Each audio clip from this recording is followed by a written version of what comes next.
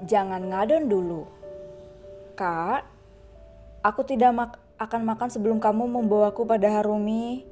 Selepas Marcel terbangun, di pagi hari dia menuntut ingin menemui Emily yang dirinya pikir adalah Harumi. Dirga sudah berusaha menjelaskan jika Emily adalah istri Gilbert, bukan Harumi. Kak, dia Emily, umurnya seumuran dengan putra kembarku, bukan seumuran istrimu. Lelah Dirga, dia tak pulang semalam karena menjaga Marcel di rumah sakit. Dia seumuran putra kembarmu, tanya Marcel dengan tatapan tak terbaca. Dirga mengangguk pelan, dia tak bisa membaca raut wajah Marcel untuk saat ini. Bisa saja dia putriku masih hidup, dia masih hidup. Putramu saja masih bisa hidup, pasti putriku juga bisa. Dia anak yang kuat sama seperti aku. Sejak lahir dia sudah dihadapkan dengan situasi sulit, pasti dia kuat, Dirga. Histeris Marcel. Aku harus bertemu mereka, kakak Marcel saat Dirga tak merespon keinginannya. Dirga panik saat Marcel berusaha turun dari berangkar dengan raut wajah menahan sakit. Marcel memaksakan dirinya untuk berdiri. Kak, aku mohon jangan seperti ini, lirih Dirga. Kamu tidak paham dengan perasaan kakak, Dirga. Kamu tahu kan bagaimana kehilangan seorang anak? Sakit Dirga. Jika istriku tidak selamat, setidaknya putriku selamat. Untuk apa aku bertahan hidup hingga saat ini? Untuk apa? Jawab aku, untuk apa? Marcel meraih kerak ke meja Dirga. Adiknya itu tampak terdiam pasrah membiarkan Marcel meluapkan emosinya. Kakak mempertaruhkan nyawa kakak demi putri kecil kakak. Apakah kakak tidak boleh berharap sedikit saja? Apa salah kakak berharap dia masih ada? Kenapa kamu melarang kakak? Kenapa kamu menghancurkan semangat kakak? Lirih Marcel dengan air mata yang mengenang di pipinya. Selama jasad putriku belum ditemukan, kakak masih memiliki harapan. Setidaknya dia bukti kisah cinta kakak dengan Harumi. Jangan halangi kakak, dia satu-satunya kebahagiaan kakak. Jangan hancurkan kebahagiaan kakak. Dirga menatap sendu mata sang kakak yang sedari tadi terus mengeluarkan cairan bening. Hatinya teriris perih mendengar ungkapan hati Marcel. Dirinya juga menyadari jika Emily sangat mirip dengan Harumi. Hanya saja dia tidak ingin memberikan harapan untuk Marcel, apalagi latar belakang Emily sama sekali belum jelas. Akhirnya, suster yang awal bersama Marcel pun menelpon Dirga dan memberitahukan tentang kondisi Marcel. Sedangkan Dirga yang diberitahukan oleh suster itu tentang kondisi Marcel pun terkejut. Dia saat ini masih berada di acara Gilbert pun memutuskan untuk ke rumah sakit. Kamu kenapa, Mas? Tanya Tania melihat Dirga panik setelah mendapatkan telepon. Aku harus pergi, kamu pulang dengan Galang ya. Maaf Mas, buru-buru, ujar Dirga dan langsung pergi begitu saja. Tania tidak kesal, dia hanya merasa heran. Suaminya terlihat sangat khawatir. Ada apa sebenarnya? Papa, kemana mah? Tanya Amelia yang baru saja kembali sambil membawa berbagai macam makanan. Amelia tidak lagi memanggil tante. Setelah Dirga menikah dengan Tania, Amelia dan Galang memutuskan untuk memanggil Tania mama. Sama seperti Agler, begitupun dengan Agler yang memanggil Dirga dengan sebutan papa. Gak tahu, tadi dapat telepon terus pergi gitu aja, jawab Tania.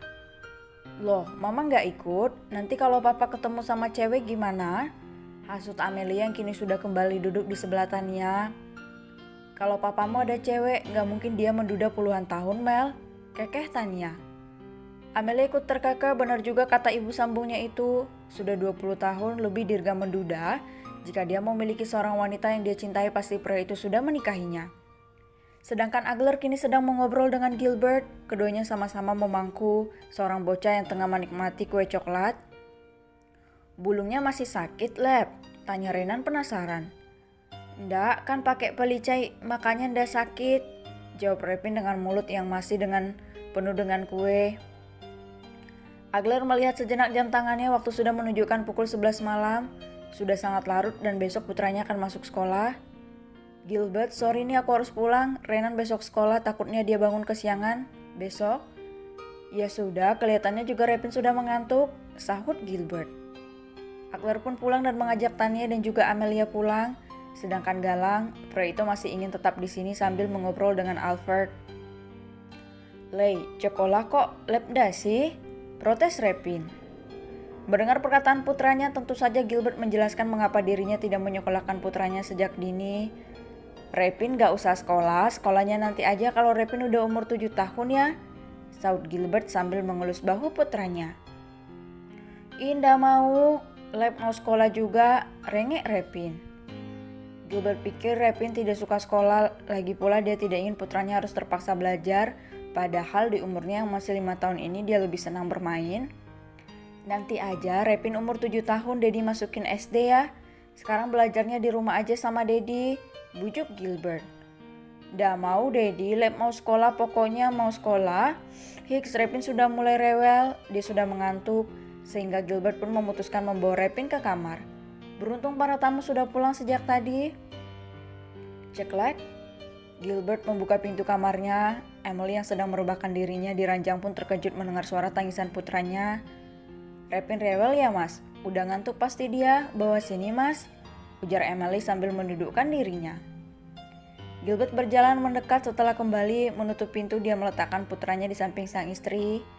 "Tadi mas sudah minta maid untuk buatkan Repin susu, mungkin sebentar lagi datang," ujar Gilbert. Emily memeluk putranya. Repin menangis di pelukan sang ibu. "Lei, sekolah aja boleh?" "Lep macan dah boleh, sekolah doang dah boleh, pokoknya Lep mau sekolah." Permintaan Repin membuat Emily menatap suaminya. Gilbert yang merasa ditatap pun ikut menatap balik istrinya. "Hemat biaya yang," jawab Gilbert sambil menggaruk kepalanya.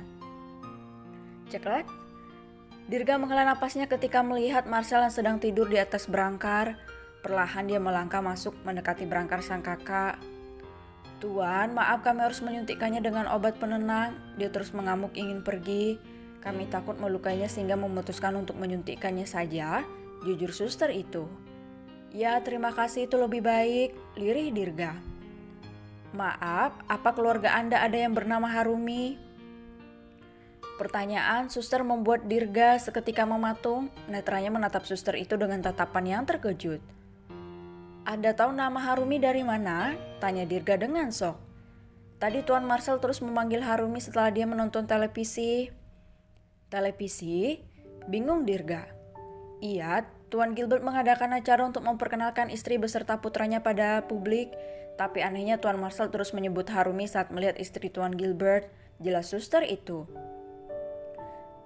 Dirga benar-benar tak menyangka jika Marcel pun berpikir sama dengannya. Pertama kali dia bertemu dengan Emily, dirinya pun menyangka seperti itu. Garis wajah Emily dengan Harumi benar-benar mirip dari segi senyum dan tertawa. Bahkan Marcel sampai merasakannya. Padahal pria itu sudah koma 20 tahun lebih. Berarti bukan hanya aku yang menduga jika Emily mirip dengan Harumi. Kak Marcel juga sama denganku. Apa mungkin Camelia itu Emily? Dia bilang saat itu jika... Apa Gilbert sudah mencari tahu latar belakang istrinya? Gumam Dirga dengan pikiran yang berkecamuk.